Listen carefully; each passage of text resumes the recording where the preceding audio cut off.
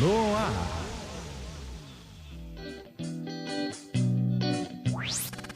Momento do Esporte, com Luciano Sena. Oferecimento, cenas, brindes e sublimações. Suas lembranças personalizadas estão aqui.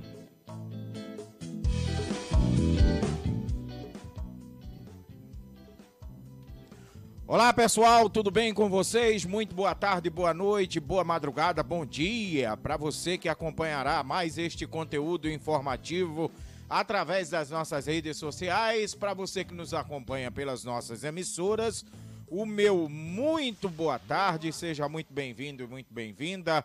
É sempre uma satisfação muito grande ter a sua agradabilíssima companhia aqui com a gente, onde nesta primeira hora destacaremos Campeonato Brasileiro. Tem Vascão entrando em campo agora, neste exato momento, na Arena Pantanal, em jogo que movimenta a 31ª rodada do Campeonato Brasileiro. Esta noite teremos outras duas partidas, também movimentando esta rodada, que já começou na terça-feira com a derrota do Fluminense. Ontem, derrotas de Flamengo e Botafogo. Olha, até aqui a rodada não está sendo nada boa para os clubes cariocas, hein? Então, quem sabe hoje o Vasco salve a pátria dos cariocas. Também vamos falar de Campeonato Brasileiro da Série B. Também destacaremos a heróica classificação da Seleção Brasileira Sub-23 nos Jogos Pan-Americanos. O Brasil na final, na luta por uma medalha de ouro, desde 1886 que isso não acontecia.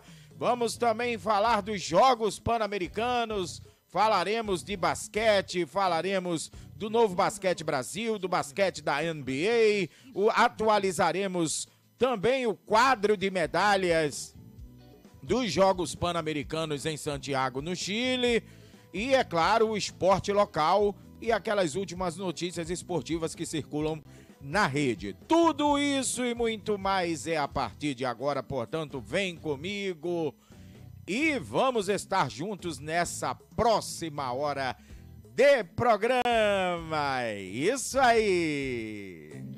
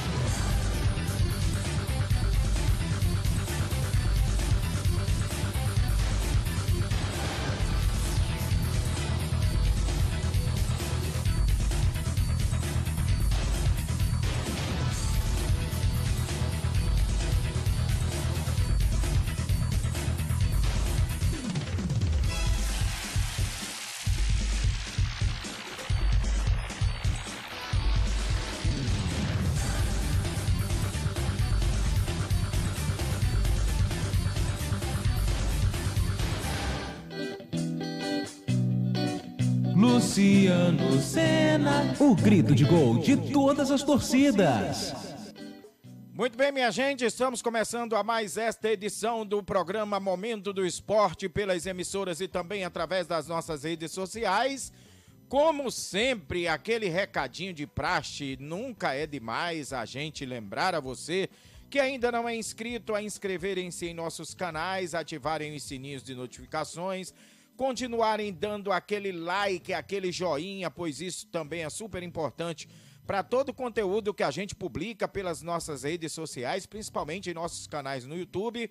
Curtam e compartilhem a nossa página e sigam-nos através das nossas redes sociais. É sempre muito bom, é sempre muito agradável ter a sua companhia, afinal de contas, você mesmo é a razão desta nossa programação e dessa nossa produção. Lembrando que você pode interagir com a nossa programação, fique super à vontade para participar, curtindo a nossa hashtag Momento do Esporte, Inclusive, nós lançamos uma enquete que daqui a pouquinho eu vou falar para vocês. E também interagindo conosco, é claro, através do nosso número de WhatsApp, DDD 21 96507 8236.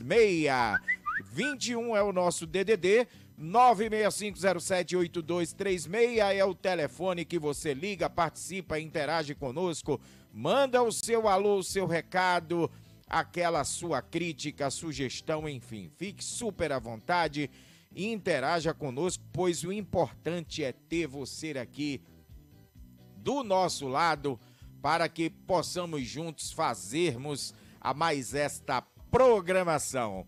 Pelo horário de Brasília, são 17 horas e 5 minutos, 17 horas mais 5 minutinhos.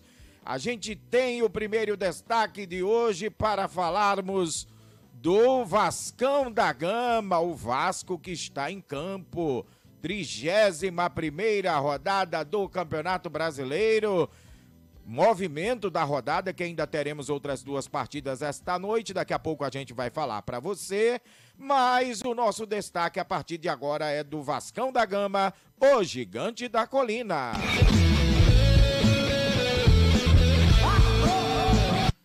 Vasco da Gama em campo na Arena Pantanal, o jogo que começou pontualmente às 17 horas, 5 minutos de bola rolando.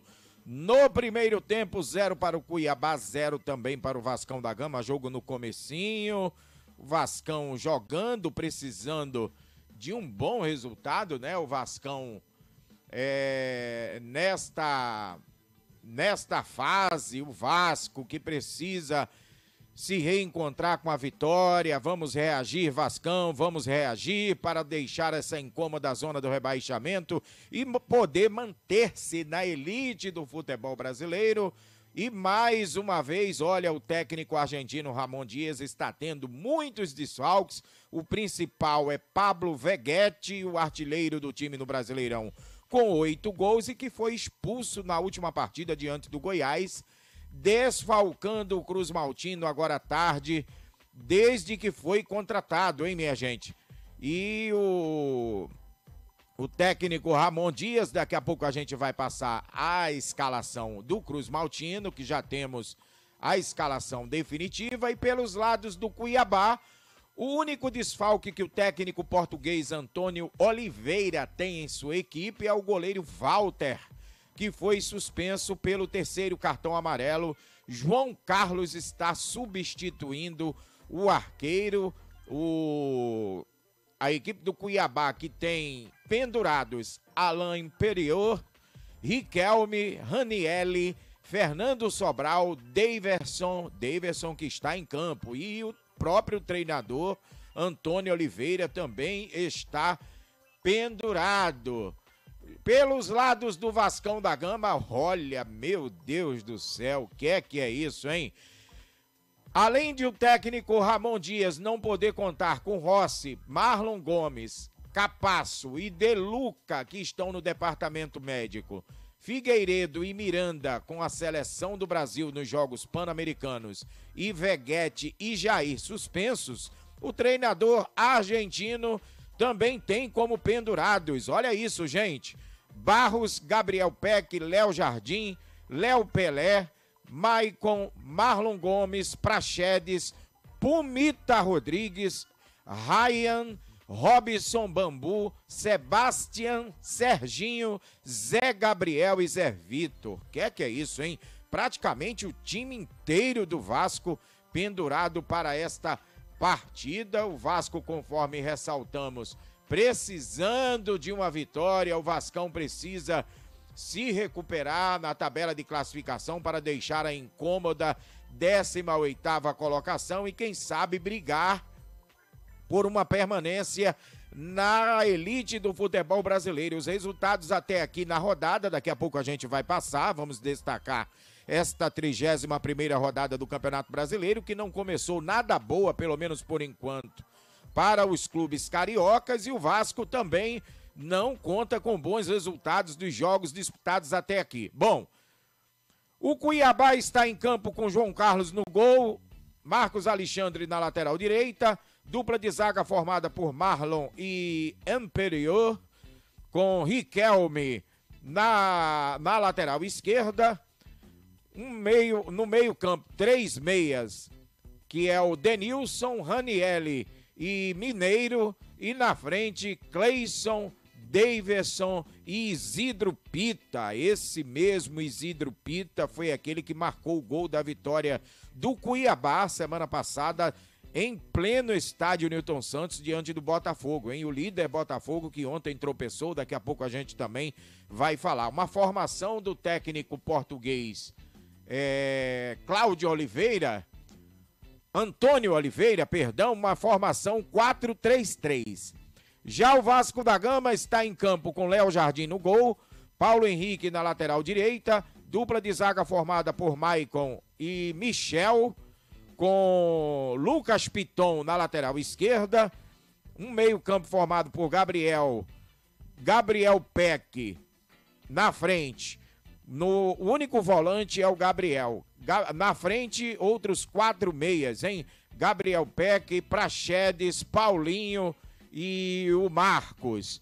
E na frente, Ferreira como atacante, a formação do técnico Ramon Dias, um 4-1-4-1. Vamos ver o que é que o Cruz Maltino arruma esta tarde e noite lá em Mato Grosso, jogo válido pela 31ª rodada. Quem está apitando esta partida é o árbitro catarinense Ramon Abate Abel, auxiliado pelo assistente número 1, Bruno Bosquilha, que é do quadro da FIFA, assim como o árbitro, que é do Paraná, o Bruno Bosquilha é do Paraná, e também pelo Thiago Americano Labes, que é o assistente número 2 de Santa Catarina. A arbitragem de vídeo está sob a responsabilidade de Rodrigo Guarizo Ferreira do Amaral, que também é do quadro da FIFA de São Paulo. Portanto, o Vascão da Gama precisando desta importante vitória para se manter vivo na tabela de classificação do Campeonato Brasileiro, se manter na elite do futebol brasileiro para o ano que vem, né? Esperamos que essa equipe carioca não dê vexame. Então, o Vasco, né, precisando de um importante resultado esta noite. Agora a gente destaca o Campeonato Brasileiro nesta 31ª rodada, que começou na última terça-feira com a vitória do Bahia sobre o Fluminense 1-0, jogo disputado na Itaipava Arena Fonte Nova em Salvador. O Fluminense com o time todo reserva, uma equipe toda modificada, nem sequer o técnico Fernando Diniz, porque estava suspenso, comandou o time à beira do campo. O Bahia acabou vencendo com um gol de Everaldo aos 39 minutos do primeiro tempo. Um importante resultado para a equipe baiana, que cada vez mais se afasta da zona do rebaixamento, do fantasma do rebaixamento. E ontem tivemos outros resultados. No Beira-Rio, em Porto Alegre, Internacional e América Mineiro ficaram no empate em 1-1. Na Neoquímica Arena, em São Paulo, vitória do Corinthians 1-0 sobre o Atlético Paranaense. Também no Couto Pereira, em Curitiba, quem levou a melhor foi o Grêmio, que bateu o Coritiba por 2-1.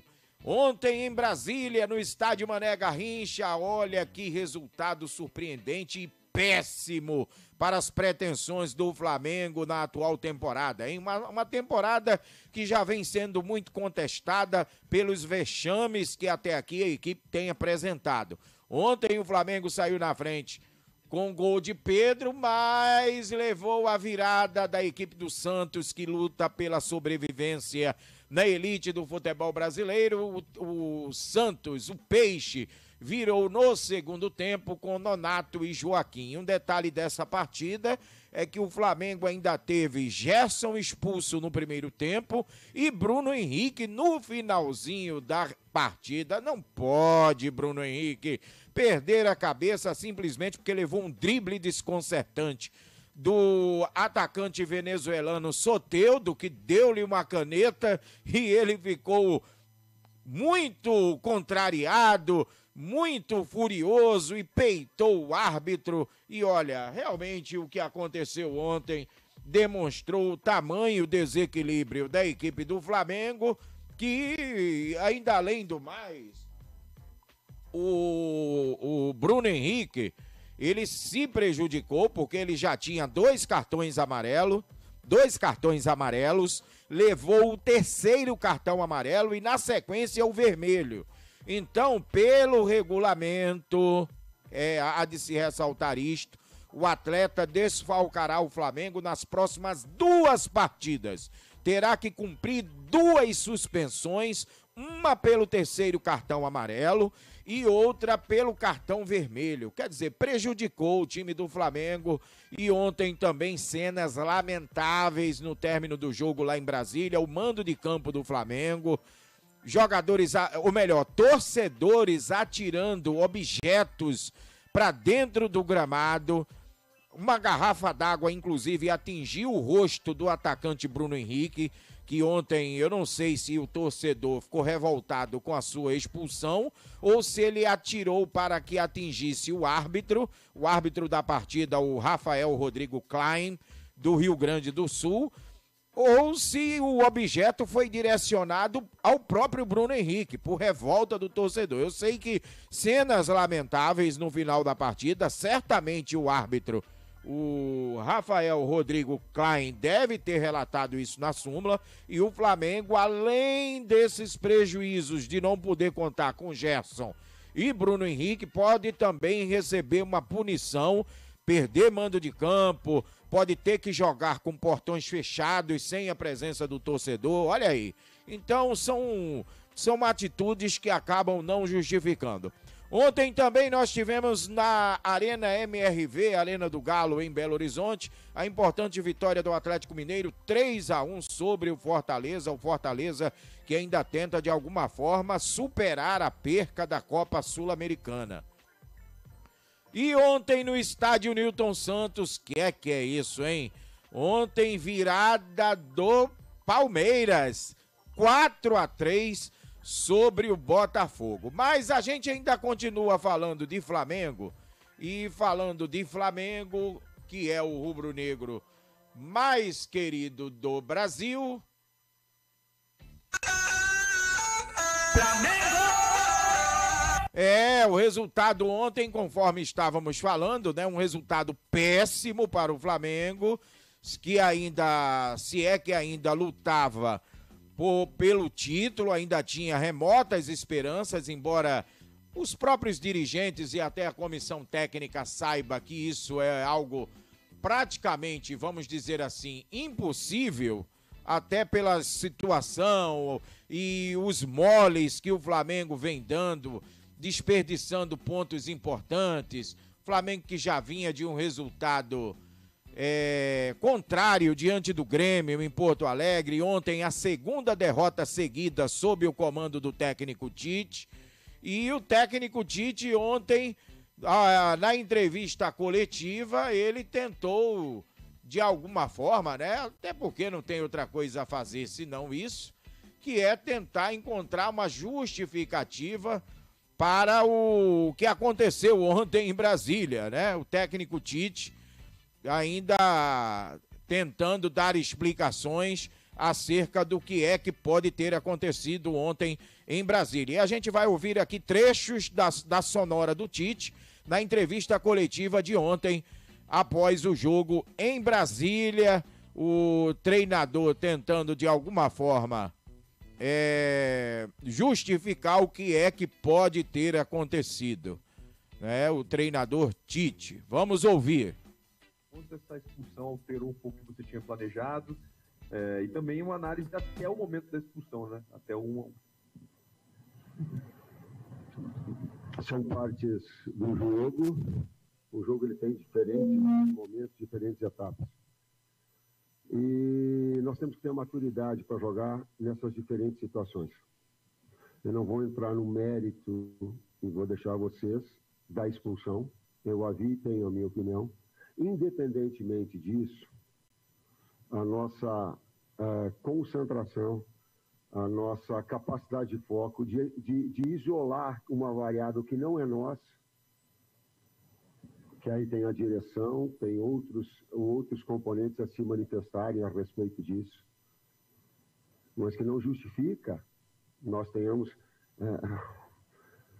uma instabilidade nesse momento. A estabilidade que ela teve um pouquinho no momento do empate. Ela começou, a equipe fez 1-0, começou a organizar, criar mais oportunidades, deu bola no pau, teve infiltrações, aí ela tomou o gol, ela sentiu um pouco, ela está ainda nesse processo ainda de me conhecer e de ter essa estabilidade, independentemente dos momentos do jogo. Ela precisa disso. Isso é um crescimento enquanto equipe, isso é maturidade enquanto equipe. Isso deva ser desenvolvido, né? No segundo tempo, a gente trouxe e tentou manter os 3 atacantes no 4-2-3, fazendo depois, como as bolas do lado elas estavam entrando muito do Santos, a gente fez um 4-3-2, equilibrou a partida, teve mais posse de bola e no final acabou tomando gol.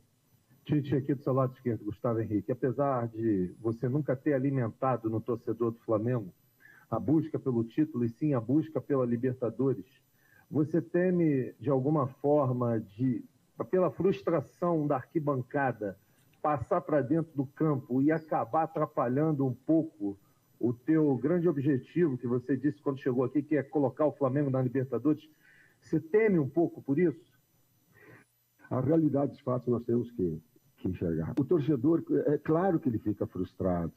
Gente, eu sou torcedor, eu fui torcedor e a compreensão ela tem. Nós, enquanto profissionais, a gente tem que saber absorver essas situações. Faz parte da maturidade. Jogar em cima da expectativa do grande clube, da grande marca, da necessidade do resultado, sim.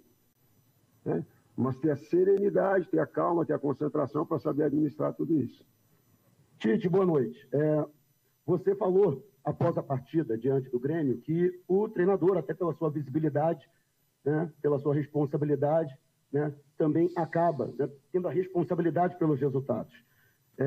Mesmo acreditando, na minha opinião, você sendo menos culpado nessa situação, nessas 2 derrotas seguidas, qual avaliação você faz desse Flamengo que você recebeu nesses seus 4 primeiros jogos no comando da equipe?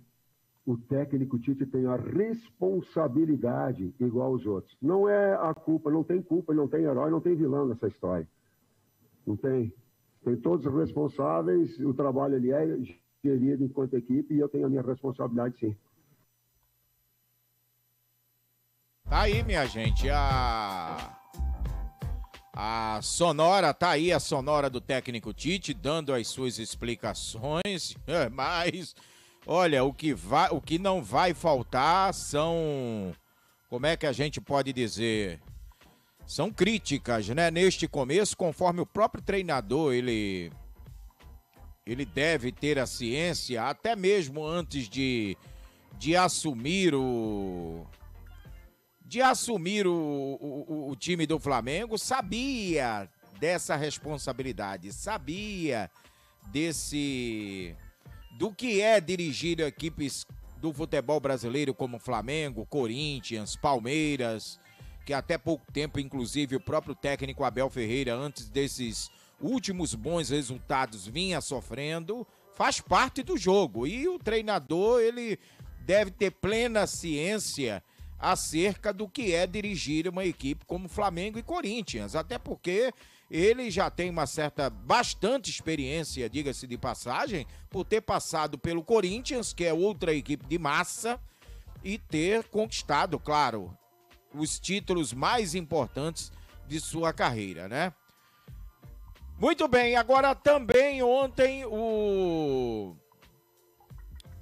técnico Marcelo Fernandes, né, do Santos, ele ressaltou, foi a sua equipe que de uma forma heróica, né, o Santos conseguiu uma virada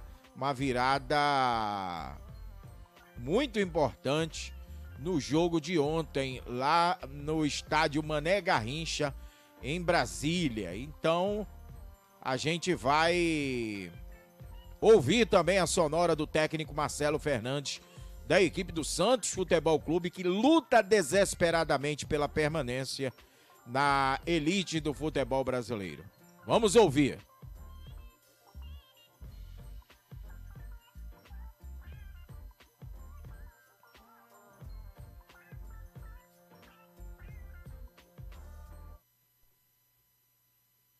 Boa noite a todos.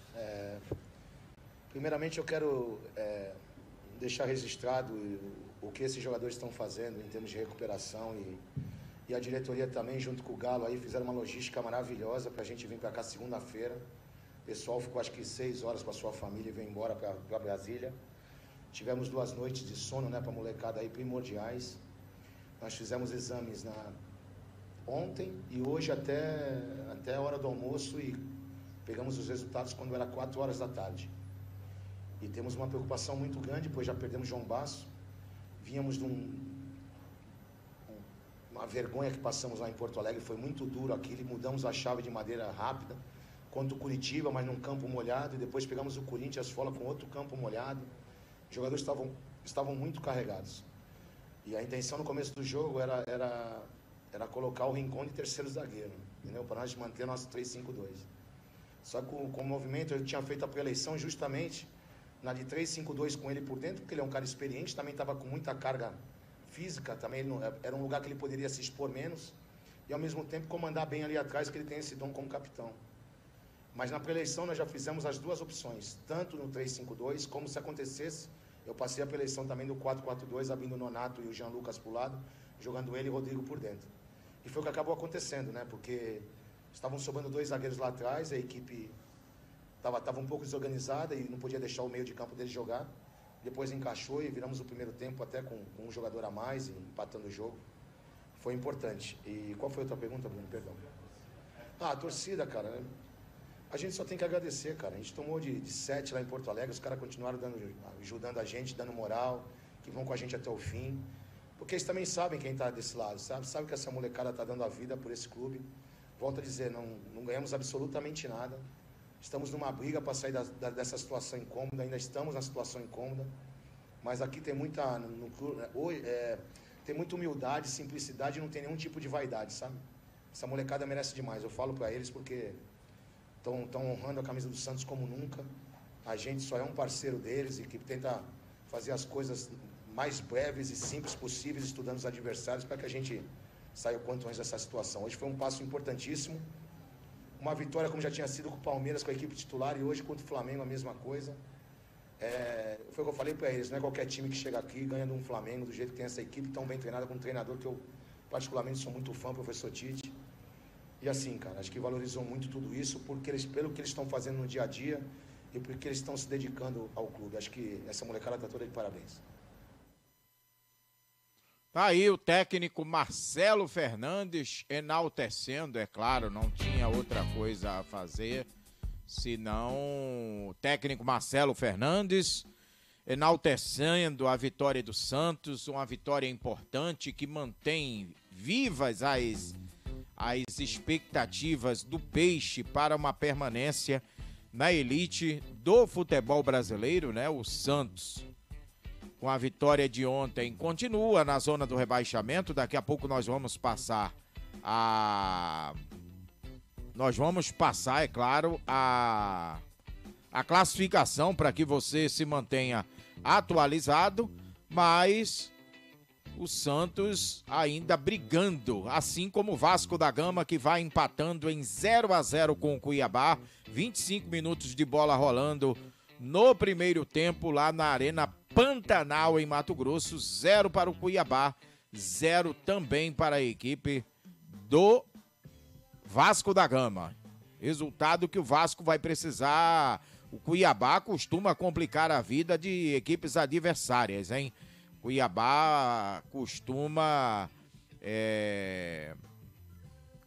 ser uma equipe que complica e muito a vida de equipes adversárias. Então, um resultado esta noite é de suma importância para que o Vascão da Gama mantenha-se vivo ali na elite do futebol brasileiro, né? Bom, são 17h28, horário de Brasília, 17h28. Agradecendo a participação dos nossos amigos, o Paulo Emílio tá lá em Niterói ouvindo a gente, também interagindo aqui através do nosso chat, minha amiga Mariana Lima, sempre deixando aquele alô e aquela saudação pra gente. O meu muito obrigado a todos vocês. Agora a gente vai falar do Botafogo, glorioso de General Severiano.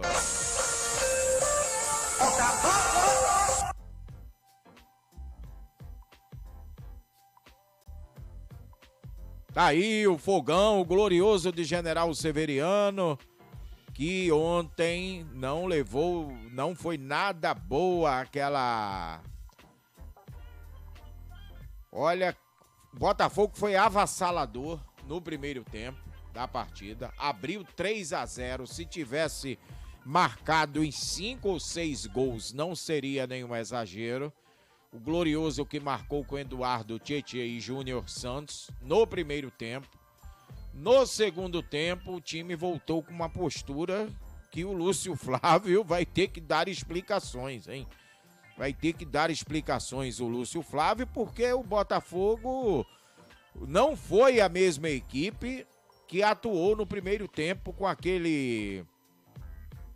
aquela postura avassaladora. E a torcida tá meio agora ressabiada, né, minha gente? Porque o Botafogo já chegou a ter 12 pontos de vantagem em relação ao segundo colocado e agora vê essa distância encurtar para apenas 3 pontos. Apenas 3 pontinhos, se bem que o Botafogo ainda tem um jogo a menos, que é a partida que foi adiada contra o Fortaleza, que será disputada na data FIFA, né? O Fortaleza vai receber a equipe do Botafogo, o jogo será disputado no estádio Castelão, em Fortaleza, mas para quem já teve 12 pontos e bastante gordurinha, como a gente costuma dizer, para queimar hoje, olha os resultados, principalmente os 2 últimos resultados, com 2 derrotas em casa e muito doloridas, da maneira que foram, né? Inclusive para Cuiabá, e ontem da forma que foi uma virada épica da equipe do Palmeiras, que veio com uma postura totalmente diferente no segundo tempo e virou o jogo através de 2 gols de Hendrick, essa joia e jovem revelação que está indo embora, ano que vem está se transferindo para o Real Madrid. Também marcaram ontem Flaco Lopes e Murilo. O Botafogo ainda perdeu um pênalti. Ainda teve uma cobrança de pênalti desperdiçada pelo Tiquinho Soares. Ele que é o artilheiro do Campeonato Brasileiro, desperdiçou uma cobrança de pênalti. E a gente, é claro, quer saber o que é que o técnico interino, Lúcio Flávio, o que é que ele tem a dizer acerca do que é que aconteceu ontem, né? Os jornalistas ontem o indagaram acerca do porquê o Botafogo ter vindo com uma postura totalmente diferente no segundo tempo, diferentemente do jogo avassalador, que volto a repetir, se o Botafogo tivesse feito 6-0 no primeiro tempo, ou pelo menos em 5, não seria nenhum exagero, porque jogou para isso, só que na segunda etapa nada parece que deu certo e a coisa desandou. Vamos ouvir o Lúcio Flávio em trechos da sua entrevista coletiva de ontem, após a derrota do Botafogo para o Palmeiras em pleno estádio Newton Santos, 4 para o Palmeiras, 3 para o Botafogo. Vamos ouvi-lo.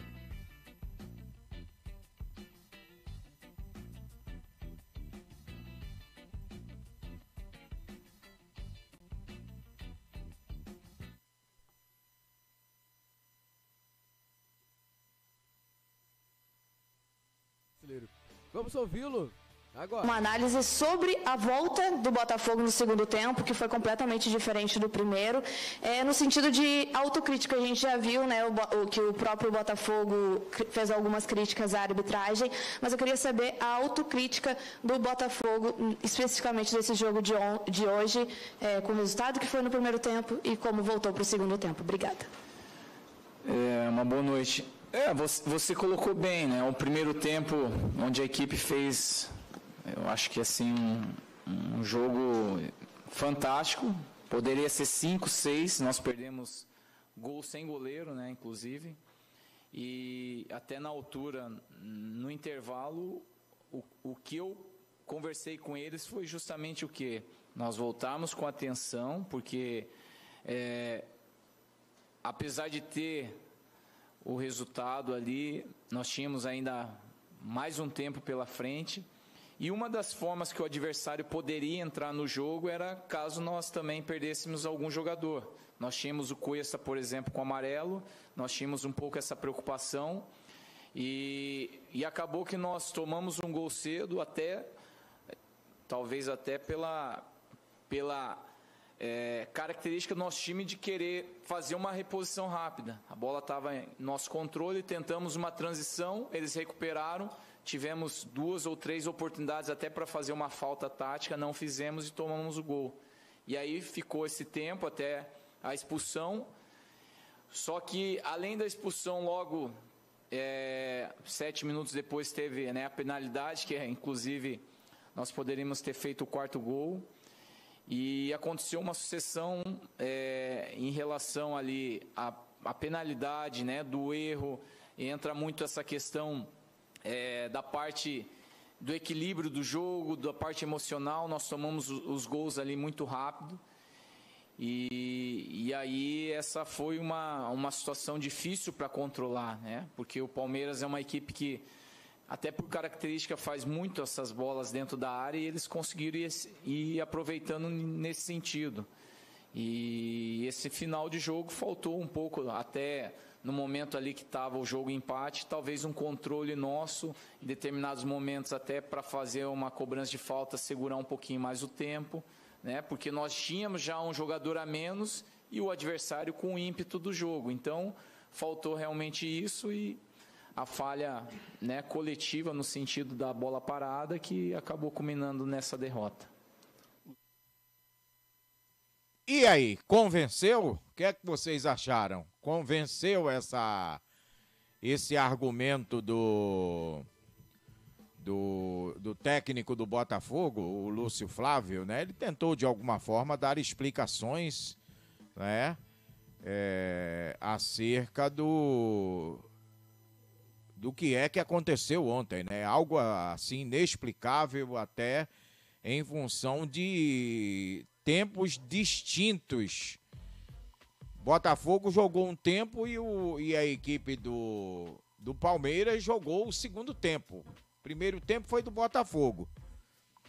Até a expulsão do Adrielson, que foi expulso ontem, vai desfalcar, é uma falta considerável para as próximas partidas, principalmente porque o Lúcio Flávio terá que improvisar no próximo jogo do Botafogo, é o clássico diante do Vasco da Gama em São Januário.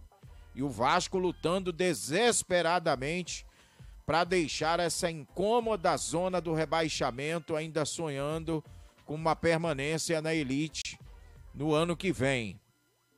Agora, são explicações que a torcida meio que não aceita muito, minha gente? Porque foram posturas distintas do alvinegro, que, se não tomar cuidado, vai ver a taça escapulir entre os dedos, E é o que nós ressaltamos há pouco. O Botafogo já chegou a liderar o campeonato com 12 pontos sobre o segundo colocado. Hoje, apesar de ter um jogo a menos, vê essa distância ser encurtada para apenas 3 pontos, se bem que ainda tem uma partida a cumprir, que será o jogo diante da equipe do Fortaleza. E o técnico Abel Ferreira, vamos ouvir o que é que o Abel Ferreira falou dessa superioridade, um placar realmente histórico ontem em pleno estádio Newton Santos. Para aqueles mais otimistas, eu acho que, olha, o time ir para os vestiários da maneira que foi, perdendo por 3-0 e tendo levado um baile do Botafogo, nem o mais otimista acreditaria que uma equipe fosse capaz de, de virar a partida, embora saibamos que no futebol tudo possa acontecer, Agora, a gente abriu uma enquete exatamente referente a esse tema. Com a derrota de ontem, você que pode curtir a nossa hashtag Momento do Esporte, você acha que o título do Botafogo pode estar ameaçado? Pelo menos de acordo com o que você vem analisando acerca, principalmente dessas 2 últimas partidas.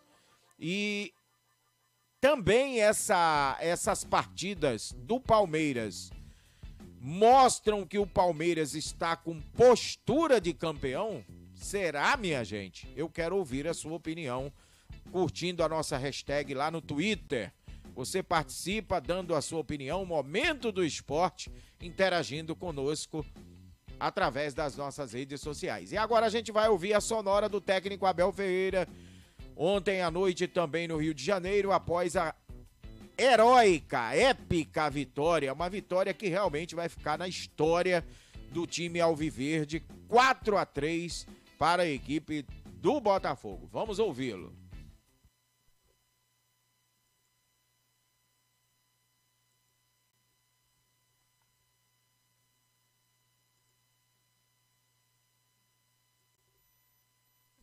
E vai falar ao vivo após essa...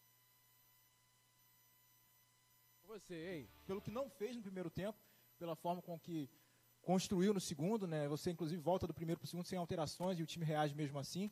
E só uma questão de a gente ouvir também o outro lado da moeda, né? Porque o John Textor saiu reclamando muito da arbitragem do campo, criticando o presidente da CBF e tal, pedindo até a renúncia do presidente Edinaldo. Eu queria saber só a sua percepção sobre o lance da expulsão do Adrielson, por favor. Boa noite.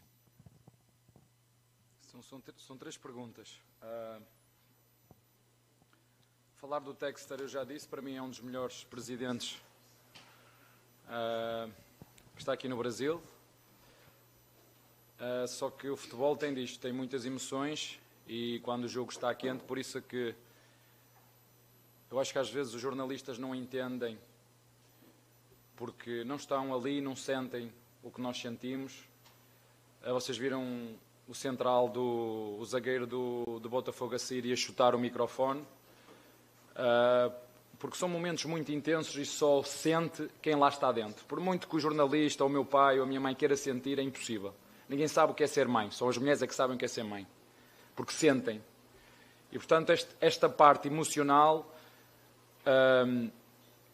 nós temos que entender. E para vos dizer, o errar não é o problema. O errar é se nós não percebermos que erramos. E eu já falei com ele, com o presidente do Botafogo, como eu acho que já o disse isso publicamente, portanto não é a primeira vez que eu estou a dizer isto. Acho sinceramente que é um dos melhores presidentes do futebol brasileiro e o futebol brasileiro precisa de pessoas como ele. O que ele diz em relação a tudo o resto, eu não vou... tenho a minha opinião em relação àquilo que ele disse, mas eu sei que se eu disser aquilo que eu penso, é melhor eu não dizer aquilo que eu penso, porque não é minha função. Mas em relação àquilo que se passou entre nós os dois, está completamente sanado, resolvido. Ele sabe o que é que eu penso sobre ele como presidente e entendo perfeitamente. São momentos muito duros. Eu também já perdi de virada, já fiquei fora de duas semifinais da Libertadores. E entroncando aqui na tua segunda pergunta, a diferença é que nós hoje na segunda parte conseguimos fazer golos, com o Boca Juniors não conseguimos, não fizemos 4, fizemos 5, sendo que um estava fora de jogo. A primeira parte não correu bem, por isso é que eu não fiz alterações, porque o nosso encaixe defensivo, o Botafogo, nós sabíamos que eles jogavam com dois médios, com o Carlos Eduardo mais próximo do Tiquinho, mas o que aconteceu, eles espetaram bem os dois pontas e o Tiquinho e o Carlos Eduardo andaram para trás, o que nos dificultou no início. Nós não conseguimos marcar a saída nem do zagueiro nem do lateral deles, e portanto isso aí é um erro tático, foi um erro tático e tática de treinador. Mas a forma como nós sofremos os golos, o primeiro golo é uma transição do adversário, o segundo golo é um escanteio e o terceiro golo é a prova da nossa desorganização e a falta de inspiração na primeira parte. É um lançamento do lado esquerdo do Rios, vai passar para o Veiga, que lança para as costas, demonstra bem a nossa falta de equilíbrio nesse momento. E respondendo à terceira pergunta, não é só uma equipa no Brasil capaz de fazer o que nós fizemos aqui, quer gostem ou não, quer a gente ganhe títulos ou não, só uma equipa capaz de fazer este tipo de jogos, que é a nossa, e mais uma vez esta equipa mostrou a mentalidade que tem, a força que tem, e foi uma vitória importante para nós, O objetivo não se vai alterar, é um jogo de cada vez, em cada jogo jogar para ganhar. É verdade, a expulsão, eu fiquei, no mínimo tinha que haver um amarelo ali, no mínimo, e o árbitro não deu nada e depois transformou-se numa expulsão. Eu já apanhei muito do STJD, muito, e apanhei, e outros colegas meus fizeram o mesmo que eu e tiveram não a mesma penalização do que eu, mas eu guardo tudo, como disse, eu perdoo toda a gente, mas não me esqueço de nada. Tá aí, minha gente, a sonora do Abel Ferreira, que não perde a expectativa, não perde a oportunidade de dar aquela alfinetada. É claro que em algumas coisas ele tem razão, em outras nem tanto assim, em outras ele exagera um pouco. É uma característica do técnico Abel Ferreira, ressaltando a grandeza da sua equipe, que é algo que é indiscutível, né? Então, um resultado importante que mantém o Palmeiras ali coladinho exatamente no líder Botafogo e agora com uma distância de apenas 3 pontos.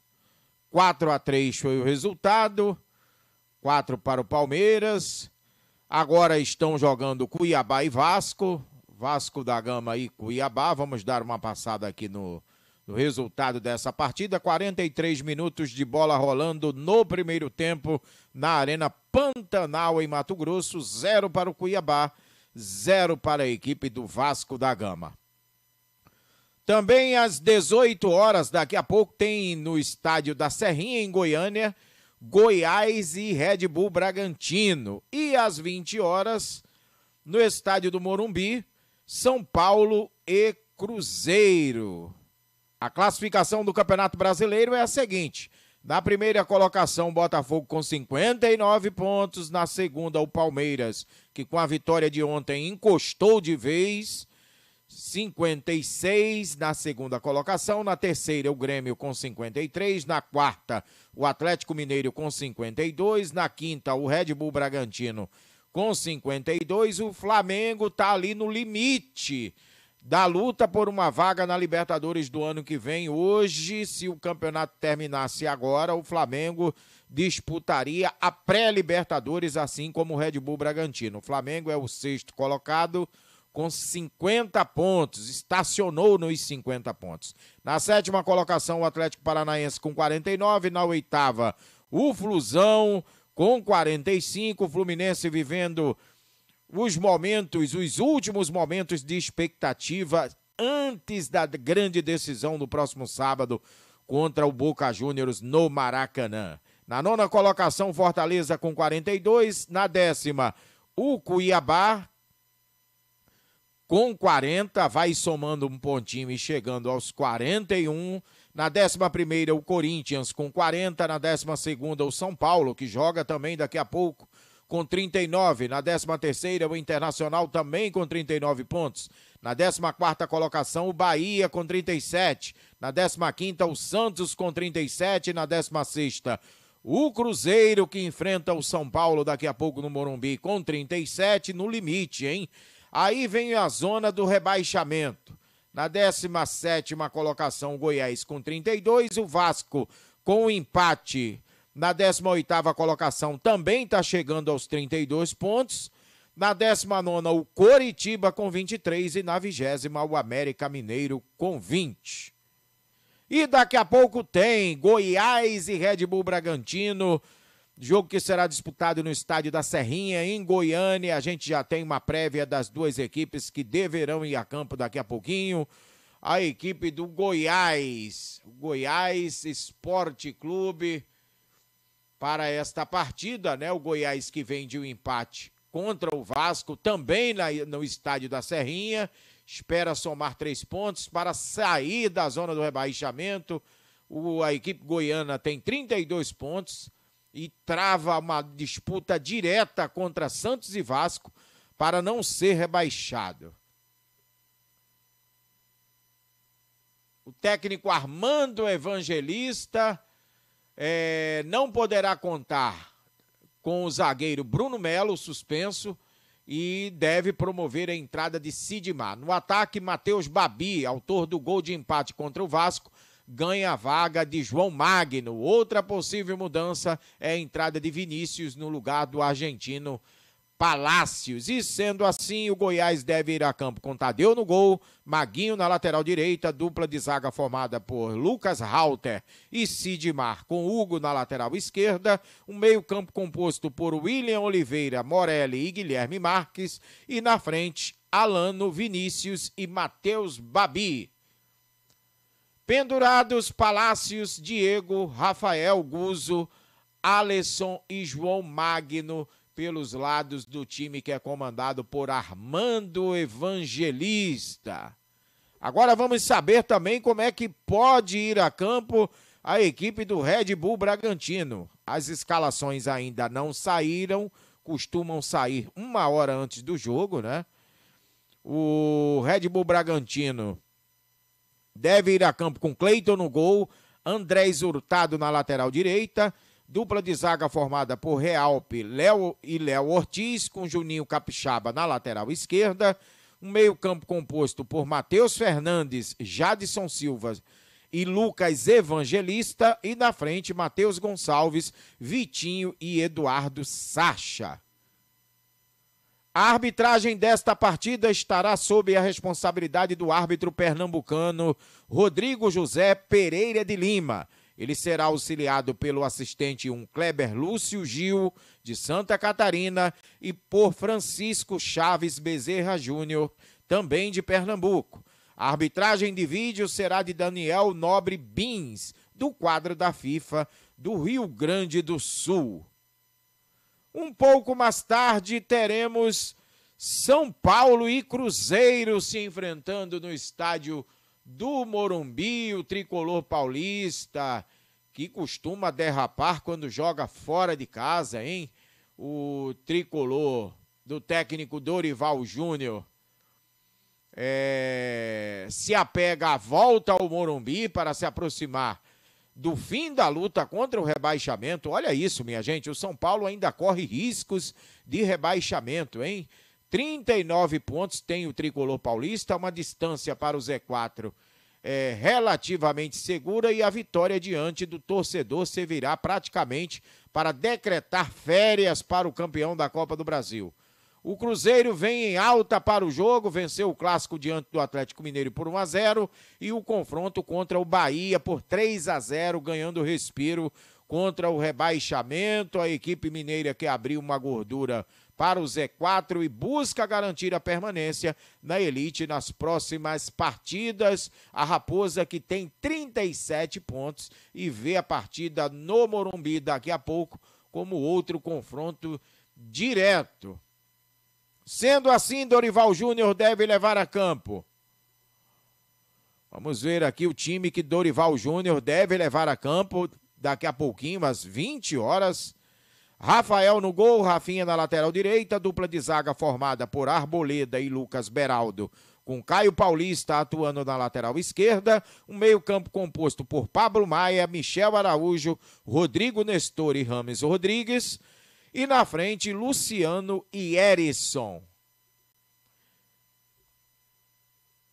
Dorival Júnior tem como desfalques Galopo, Igor Vinícius, Marcos Paulo, entregues ao departamento médico, recuperando-se de lesões. Patrick, que está com a seleção brasileira sub-23. Caleri, também entregue ao departamento médico. Moreira, com estiramento na região posterior da coxa direita. E Lucas Moura, hein? Com estiramento na região posterior da coxa esquerda. E os pendurados do tricolor para esta partida, quem são, hein? Alisson, Diego Costa, Gabriel Neves, Marcos Paulo, Michel Araújo, Patrick, Raí Ramos, Rodrigo Nestor, Wellington Rato, Luciano e Erisson. Já a equipe do técnico Zé Ricardo, a Raposa, deve levar a campo uma formação com Rafael Cabral no gol, William na lateral direita, Dupla de zaga formada por Neres e Luciano Castan, com Marlon na lateral esquerda. Na frente, no meio-campo, Machado, Matheus Jussa e Lucas Silva. E na frente, um trio de ataque composto por Matheus Pereira, Arthur Gomes e Bruno Rodrigues. Zé Ricardo não poderá contar com Ramiro, Rafael Bilu e Kaique, que estão entregues ao departamento médico, Nicão com impedimento contratual e Gilberto afastado do grupo. Pendurados, Arthur Gomes, Lucas Silva, Neres e Rafael Elias. A arbitragem desta partida será de Goiás. Apita o jogo Wilton Pereira Sampaio, que é do quadro da FIFA, auxiliado pelos assistentes Vitor Hugo Imazo dos Santos, do Paraná, e Leone Carvalho Rocha, de Goiás. O quarto árbitro será Tiago Lourenço de Matos, de São Paulo, e Rodrigo Nunes de Sá será o árbitro de vídeo para esta partida. Jogo às 20 horas no estádio do Morumbi. São Paulo buscando um bom resultado para, quem sabe, né, se distanciar de vez da zona do rebaixamento. Agora a gente também fala da Série B. A Série B que tá pegando fogo, né? Ontem teve uma partida no estádio Antônio Ascioli, em Goiânia. Atlético Goianiense e Novo Horizontino ficaram no 0-0, ou melhor, 2-2. 2-2, Atlético Goianiense 2, Novo Horizontino 2. Rômulo marcou 2 vezes para o Novo Horizontino e Luiz Fernando e Alix Vinícius marcaram para a equipe goianiense. Jogo da 35ª rodada, movimentando a 35ª rodada da Série B do Campeonato Brasileiro. A gente também fala da Seleção Brasileira Sub-23. O Brasil está na final do torneio dos Jogos Pan-Americanos em Santiago, no Chile. Ontem o Brasil bateu o México por 1-0, levou sufoco, hein? Os comandados do técnico Ramon Menezes levando sufoco, mas mantendo uma escrita até aqui na competição, 100% de aproveitamento e uma invencibilidade sem levar gols. Brasil que chega para a grande decisão sem levar gols. Ontem 1-0, gol contra do zagueiro Tony Leone da equipe mexicana foi o suficiente para classificar a seleção brasileira à grande decisão dos Jogos Pan-Americanos. 1-0 diante do México. E o goleiro Mikael, hein? O goleiro Mikael, ele ontem falou em entrevista, numa entrevista coletiva, o goleiro Mikael, falando de importantes defesas que fez na partida de ontem. Na partida de ontem, minha gente, dos Jogos Pan-Americanos, hein? Goleiro Mikael da seleção brasileira. Brasil venceu, garantiu o passaporte, né? Brasil que pegará agora a seleção do Chile. O Chile, que será o adversário do Brasil no próximo sábado. A decisão do torneio dos Jogos Pan-Americanos será no próximo sábado, lá em Santiago, no Chile. Vamos ouvir aí um trecho da entrevista do goleiro Mikael. Goleiro Mikael que ontem fez defesas importantes, garantindo a classificação à seleção brasileira. Vamos tentar ouvir aqui a sonora do goleiro Mikael. Uma atuação incrível, muitas defesas, principalmente aquela de cabeça ali no final que você foi buscar no cantinho. Fala um pouco, avalia essa sua atuação e a importância dela para a classificação para o Brasil. Parabéns por essa vaga na final. Eu quero primeiramente agradecer a Deus, né? Acho que fui ali feliz em algumas defesas, pude ajudar a nossa equipe. em alguns momentos do jogo, fui decisivo ali dentro de campo. E agora eu acho que é virar a chavinha, né? Focar na final, que buscar esse ouro que faz 36 anos que o Brasil não ganha esse ouro. Vamos virar a chavinha e focar totalmente na final agora. Todas as defesas que você fez, qual foi a mais difícil na sua visão?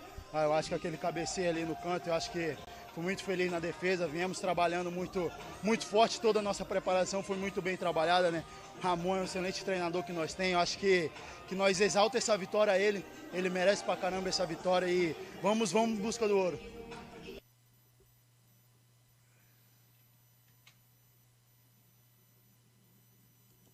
Tá aí, minha gente, o goleiro Micael, né, do Atlético Paranaense, há de se ressaltar, goleiro da Seleção Brasileira Sub-23, o Brasil na final, 1-0 sobre o México ontem, gol contra de Leone, e o Brasil vai encarar o Chile, a seleção anfitriã, né? O Brasil encarará o Chile no próximo sábado. O Brasil não sofreu gols, estreou vencendo os Estados Unidos por 1-0, depois bateu a Colômbia por 2-0 e depois a seleção de Honduras por 3-0 e ontem mais uma vitória, 1-0 sobre o México. Então o goleiro Micael foi destaque, né? O Brasil vai enfrentar o Chile no próximo sábado às 20 horas, jogo que será disputado no estádio Sausalito, em Vinha del Mar. Agora a gente fala da seleção chilena, mas a seleção feminina, que também está na decisão dos Jogos Pan-Americanos. E olha, que assunto interessante, hein? O Chile não terá goleiras disponíveis para a disputa do ouro no feminino dos Jogos Pan-Americanos. A grande final será amanhã, às 20 horas, no estádio Elias Figueroa Brander, em Valparaíso, no Chile, contra o México. As decisões do torneio de futebol, tanto do masculino quanto do feminino, né? Teremos o Brasil enfrentando o Chile. O Brasil enfrentará o Chile no masculino e o Chile no feminino enfrentará o México. É isso aí, pessoal. Agora a gente vai fazer o nosso primeiro intervalo comercial, né? Já passamos até da hora, já estamos aqui na espreita. Daqui a pouco a gente volta para destacarmos as outras modalidades esportivas. Vamos falar de basquete, Novo Basquete Brasil, basquete da NBA e também outros destaques. Continue aqui antenado com a gente, não saia daí. Até já!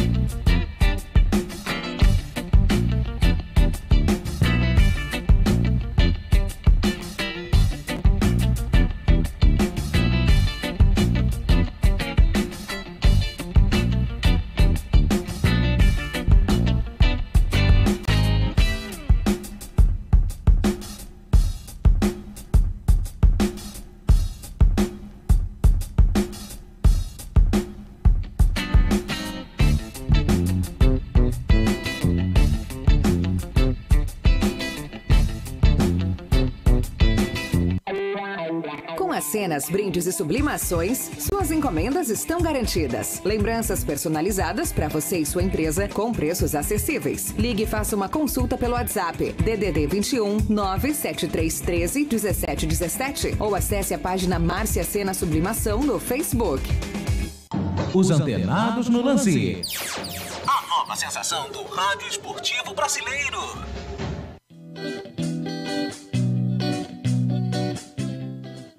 Foi rapidinho, né, minha gente? Estamos de volta para este nosso segundo bloco do programa Momento do Esporte. Lembrando sempre que você pode interagir conosco através da nossa hashtag, curtindo a nossa hashtag Momento do Esporte, ou também através do nosso número de WhatsApp, DDD 21 96507 8236.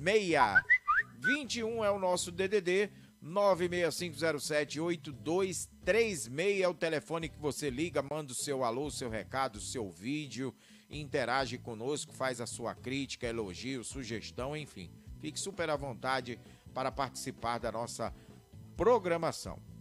Bom, agora a gente fala do basquete, começando pelo Novo Basquete Brasil. Jogos disputados ontem. Tivemos a vitória do Paulistano. Aliás, essas partidas são as de hoje, né?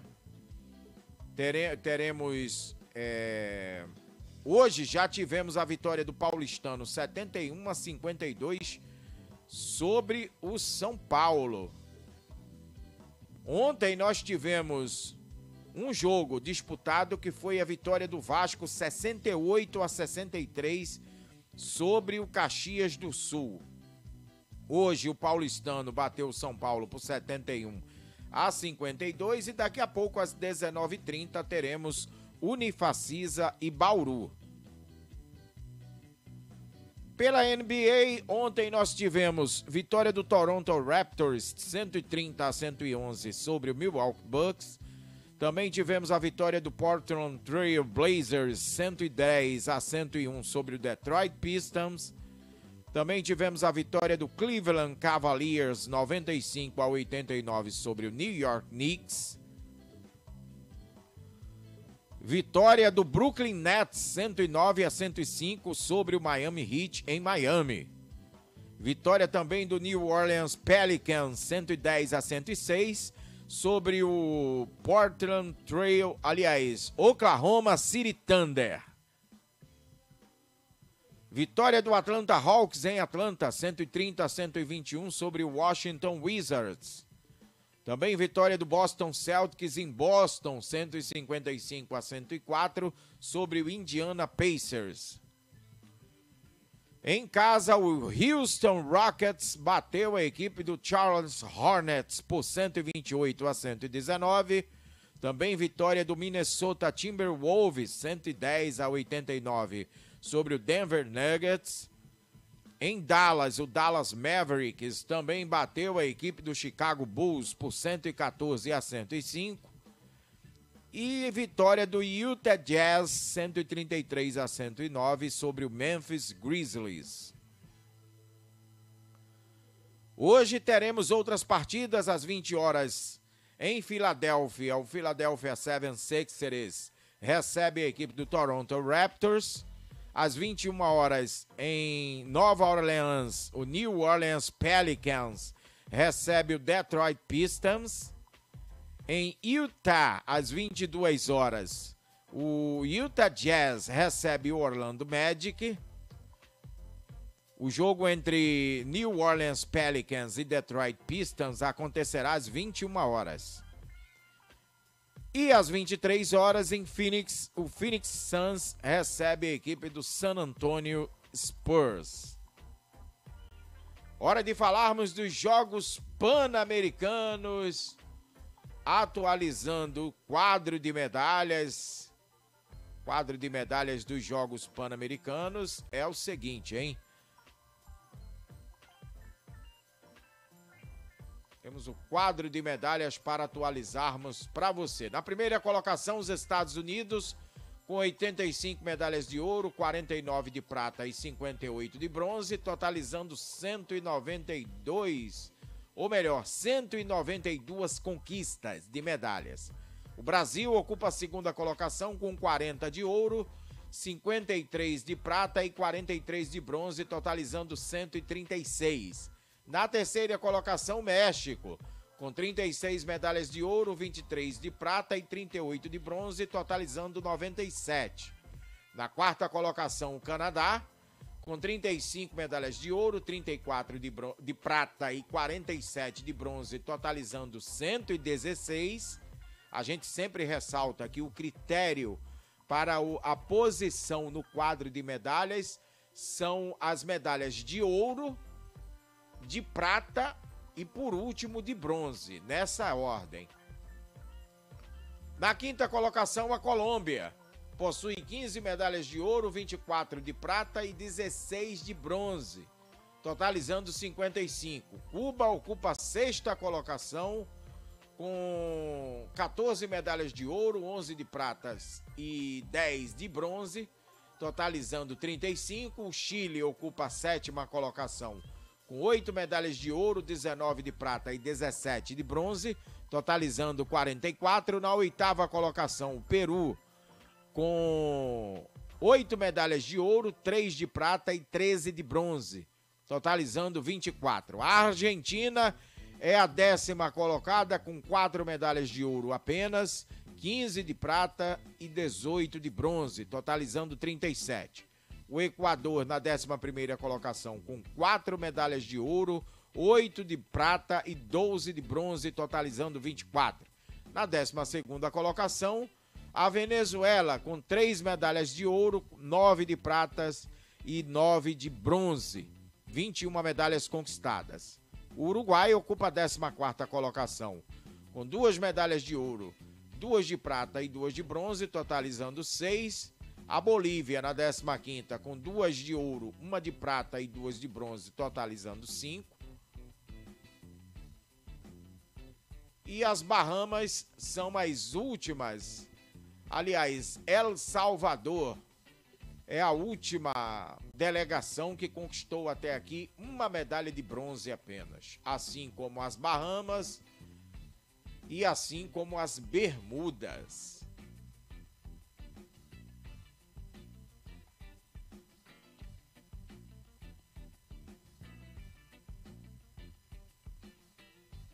Aí a classificação do quadro de medalhas para você. No próximo bloco a gente volta para destacarmos o esporte local e aquelas últimas notícias esportivas que circulam na rede. Portanto, continue aqui antenado com a gente e não saia daí. Até já.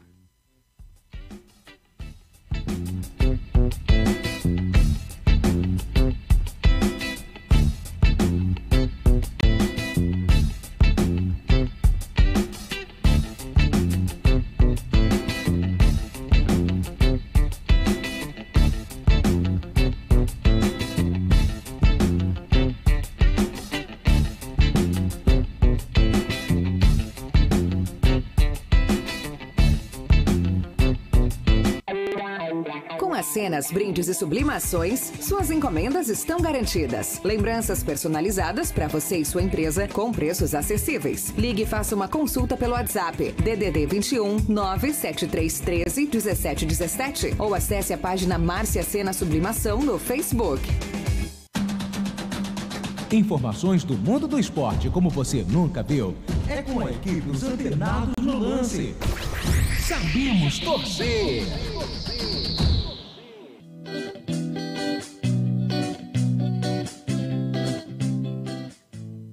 Pronto, foi rápido. É só o tempo de a gente tomar um gole d'água, molharmos a garganta e só, né? É vapt-vupt, como dizia o professor Raimundo na escolinha, a famosa escolinha do professor Raimundo. É vapt-vupt aqui, o que importa é estarmos juntos nessa agradabilíssima companhia. Agora a gente destaca o esporte local.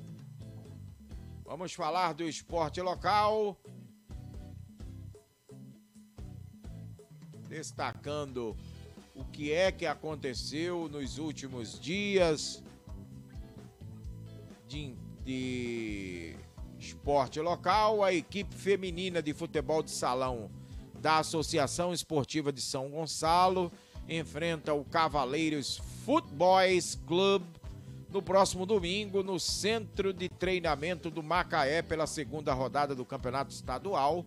Jogo marcado para começar a partir das 15 horas. Então, tem essa importante partida que marca a segunda rodada do Campeonato Estadual de Futebol Adulto Feminino, hein, minha gente? Na tabela divulgada no site da Liga Niteroense de Desportos, a decisão do Campeonato Niteroense de Futebol Sub-17 será hoje, hein? Aliás, amanhã. Aliás, é hoje. Foi hoje, envolvendo as equipes do Tropes e também no Niterói. Pedimos desculpas. Foi hoje às 11 horas, só que a gente ainda não tem o resultado desta partida para passarmos para você.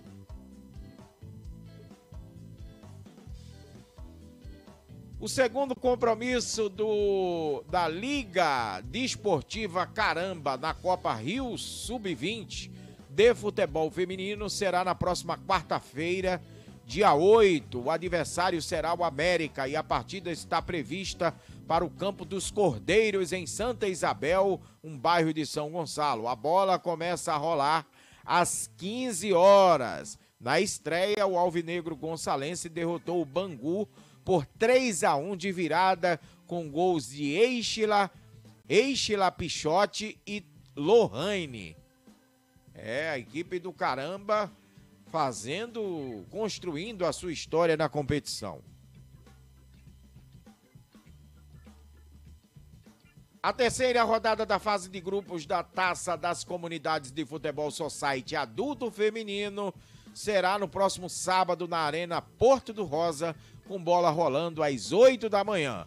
A programação é a seguinte: às 8 horas, Veríssimo e Vem Quem Gosta. Às 9 horas, Escadão e Projeto Maria Vaz. Às 10 horas, Instituto Éder Fé e Movimento Jovem de São Gonçalo. E às 11, Felpe e EFAS. Então, esses os confrontos do próximo final de semana.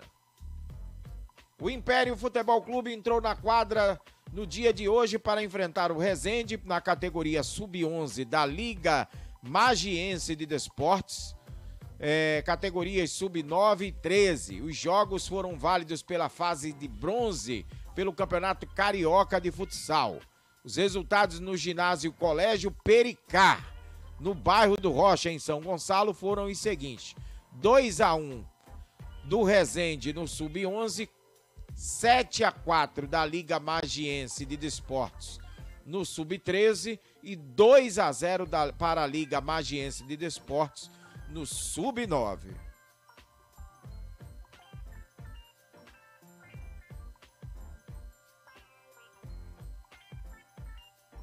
Agora uma última notícia.